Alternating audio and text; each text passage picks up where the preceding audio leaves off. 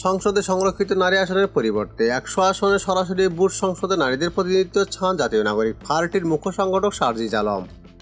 সংরক্ষিত নারী আসন প্রকৃত ক্ষমতায়ন থেকে নারীকে দূরে রাখার প্রক্রিয়া বলে মন্তব্য করেছেন তিনি।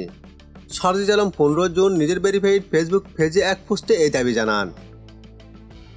সার্জিস বলেন, সংসদে নারীদের সংরক্ষিত আসনের নামে সব পক্ষকে খুশি রাখা, স্বজনপ্রীতি করা, প্রাইজ পোস্টিং দেওয়া নারীর প্রকৃত ক্ষমতায়ন থেকে নারীকে দূরে রাখার অপ্রত্যাশিত বিভিন্ন প্রক্রিয়া। সরাসরি জনগণের ভোটে নির্বাচিত একজন প্রতিনিধি যেভাবে মাঠ থেকে রাজনীতিতে অংশগ্রহণ করেন, জনগণের কাছে ছুটে যান, জনগণের কাছে দায়বদ্ধ থাকেন এবং একটি নির্দিষ্ট আসনে জনসম্পৃক্তি বিভিন্ন কাজে সরাসরি অংশগ্রহণ করেন, সেটা সংরক্ষিত আসনের কোনো সংসদ সদস্য করতে পারেন না।